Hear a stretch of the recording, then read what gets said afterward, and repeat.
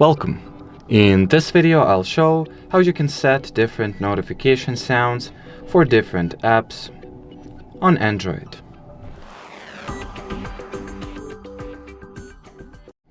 So in order to do that, you will first need to launch your device's settings, then find and enter the apps category and open the list of all apps. Here find the app you would like to set a different notification for example, I'll go with messages here, then go into the notifications, make sure that the all or just notifications are enabled for this app, and now in the alerts or default settings section, look for an action you would like to set different or a unique notification sound for. So for example, I'll go with incoming messages here, then make sure that the notification sound is not set to silent but to default, and once it is set to default, go into sound and select what tune you would like for this app to play once the notifications from it arrive.